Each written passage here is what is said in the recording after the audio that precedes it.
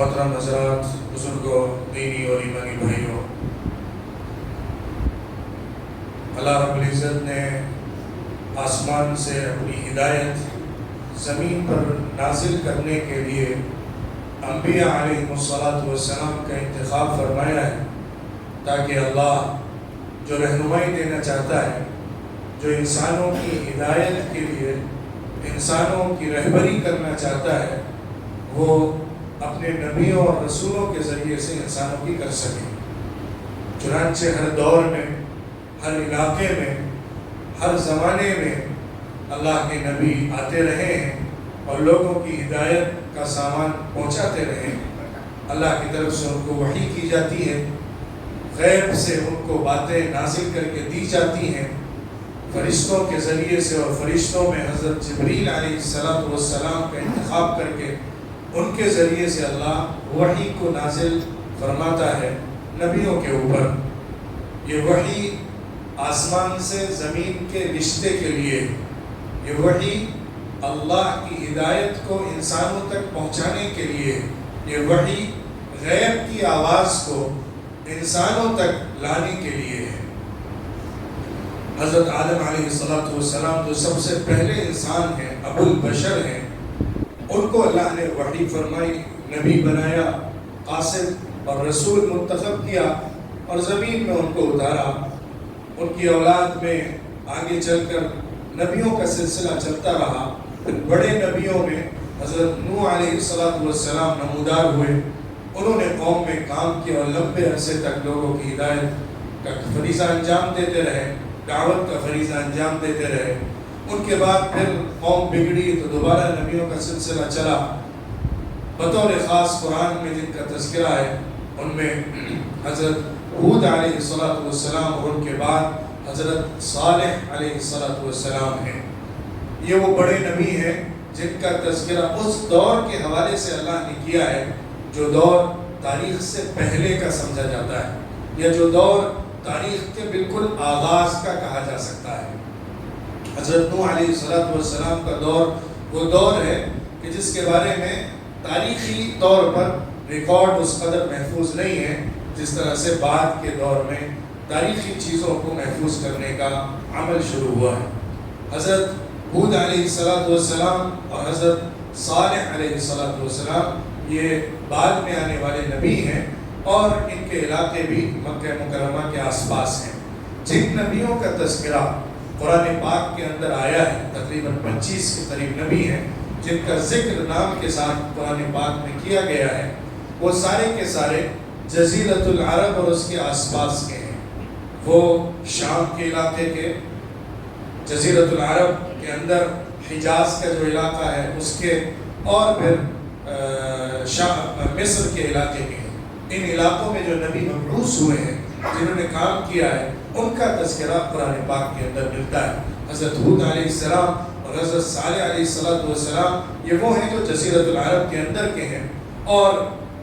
بنی اسرائیل کے جو انبیاء ہیں جن کا بڑا لمبا تذکرہ، زیادہ تر نام انہی نبیوں کے ہیں، وہ شام کی سرزمین کے ہیں۔ شام یا بلاد الشام کہا جاتا ہے اس زمین کو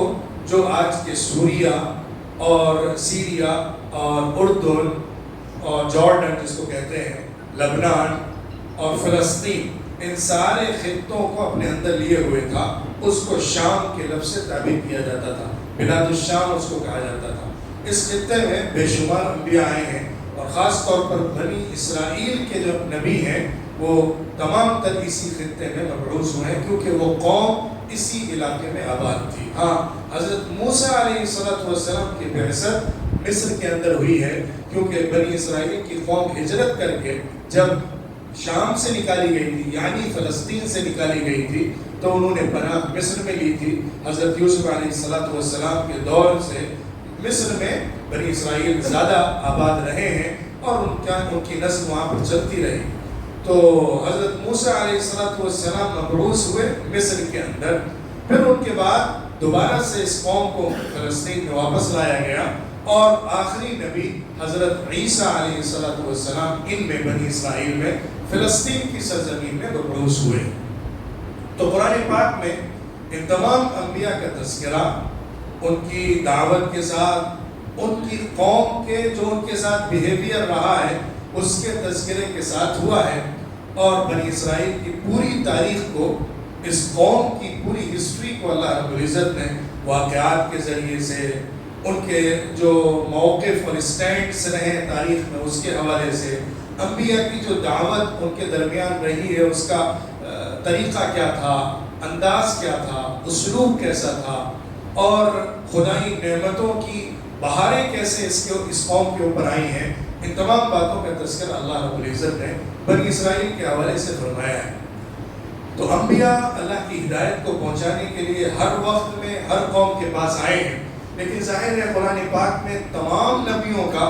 جو 1,00,000 سے زیادہ ہیں، 1,24,000 کے قریب ایک مسند احمد کی روایت کے مطابق معلوم ہوتا ہے انبیاء علیہ السلام مبعوث ہوئے ہیں، تو ان سب کا تذکرہ ناموں کے ساتھ تو قرآن میں نہیں آ سکتا تھا، نہ ضرورت تھی، نہ لوگ پہچان پاتے ان کو، کیونکہ وہ قومیں ہی مٹ گئیں جن قوموں کے وہ نبی آئے تھے، اور الگ الگ علاقوں میں، خطوں میں، جزیرۃ العرب سے بہت دور دنیا بھر کے اندر وہ نبی مبعوث ہوئے ہیں، ہمارے ملک میں بھی، ایشیا میں بھی، افریقہ میں بھی، یورپ میں بھی، تمام قوموں کے درمیان انبیاء برابر آتے رہے ہوں گے۔ وَإِن مِّنْ أُمَّةٍ إِلَّا خَلَا فِيهَا نَذِيرٌ، کوئی قوم امت نہیں گزری ہے مگر اس میں آگاہ کرنے والا آیا ہے۔ وَلِكُلِّ قَوْمٍ هَادٍ، ہر قوم کی رہبری کرنے والا ضرور رہا ہے۔ اللہ نے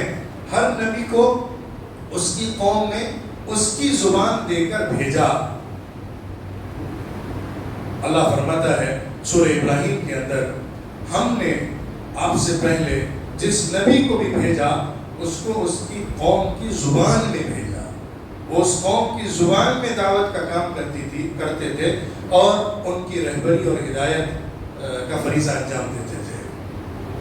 بنی اسرائیل کی جو تاریخ ہے وہ بہت لمبی تاریخ ہے، بڑی عظیم اور تابناک تاریخ ہے، لیکن ساتھ ہی ساتھ بہت گھناؤنی تاریخ ہے۔ یہ دونوں چیزیں اس قوم کے ساتھ تاریخ کے اندر جڑی ہوئی ہیں، عظمت و رفعت کا وہ معیار، وہ مینار، وہ نشان کہ دوسری قومیں ان کی ہمسری نہیں کر سکتی، لیکن ذلت، نکبت، برائی اور گھناؤنا پن اور بدسلوکی، ناقدری، ناشکری، نعمتوں کو کے حق کو نہ ادا کرنے کا رویہ،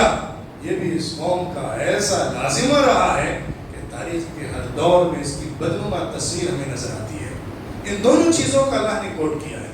اللہ نے ان کی عظمت کو بھی بیان کیا ہے، اور اس قوم کی بدسلوکی اور غیر مناسب رویہ جو رہا ہے اس کا بھی ذکر بارہا کیا ہے۔ اس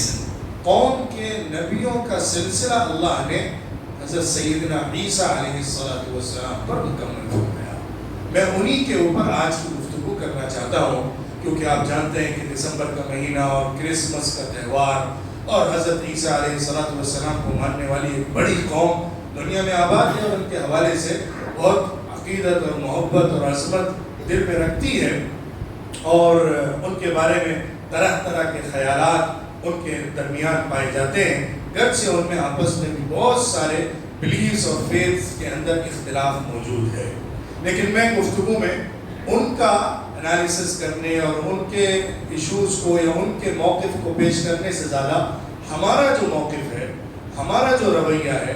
ہمارا جو انبیاء علیہ السلام کے ساتھ عمومی طور پر اور حضرت عیسیٰ علیہ السلام کے ساتھ خصوصی طور پر نقطۂ نظر ہے، اس کو ہم پیش کریں گے اور اس کو سمجھنے کی کوشش کریں گے۔ ایک کامن فیکٹر سارے نبیوں کے درمیان جو ہے وہ وحی کا ہے۔ نبی بنتا ہی ہے وحی کے ذریعے سے۔ وحی کا مطلب اللہ کی طرف سے خصوصی ہدایت پورے پروٹیکشن کے ساتھ فرشتے کے ذریعے سے اس شخص پر اتاری جاتی ہے جو انسانوں میں سے ہوتا ہے، تاکہ وہ اللہ کا پیغام بغیر غلطی کے لوگوں تک پہنچا دے۔ یہ ہے کام نبی کا۔ وہ ایمبیسڈر ہوتے ہیں، وہ ایلچی ہوتے ہیں، وہ قاصد ہوتے ہیں، وہ میسنجر ہوتے ہیں، پروفٹ ہوتے ہیں، اللہ کے پیغام کو انسانوں تک منتقل کرنے والے ہوتے ہیں۔ لہٰذا ان کے بارے میں من جملہ سارے نبیوں کے بارے میں ہمارا مشترک عقیدہ یہ ہے کہ انبیاء معصوم ہوتے ہیں، کیونکہ اگر نبی غلطی کرے گا تو پھر اس کے اوپر اعتماد نہیں کیا جا سکتا ہے۔ اگر نبی دھوکہ کھائے گا یا دھوکہ دے گا تو پھر دین اور عقیدے کے بارے میں اس پر یقین نہیں کیا جا سکتا ہے۔ نبی معصوم ہوتا ہے، وہ کسی بھی خطا کو کرنے والا یا کوئی گناہ اس کی طرف سے سرزد ہونے والا نہیں ہوتا۔ ہاں،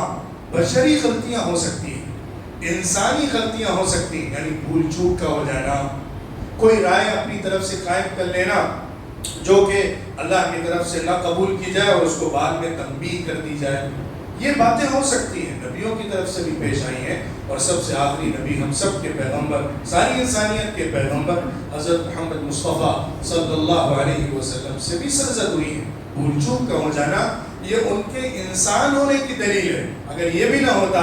تو شاید یہ تصور کر لیا جاتا کہ وہ انسانوں سے اوپر کوئی دوسری مخلوق ہے، جیسا کہ بعض لوگ اس غلط فہمی کا شکار ہو جاتے ہیں کہ انبیاء کو بھی وہ انسانوں سے اوپر دوسری مخلوق سمجھنے لگتے ہیں۔ قرآن میں بارہا کئی آیتوں میں انبیاء کے لیے اور خاص طور پر حضرت محمد صلی اللہ علیہ وسلم کے لیے یہ بات آئی ہے، قُلْ إِنَّمَا أَنَا بَشَرٌ مِثْلُكُمْ، آپ کہیے، لوگوں کو بتائیے، خبر دیجئے، آگاہ کریے، انفارم کریے، ایجوکیٹ کریے، لوگوں کو یہ عقیدہ دیجئے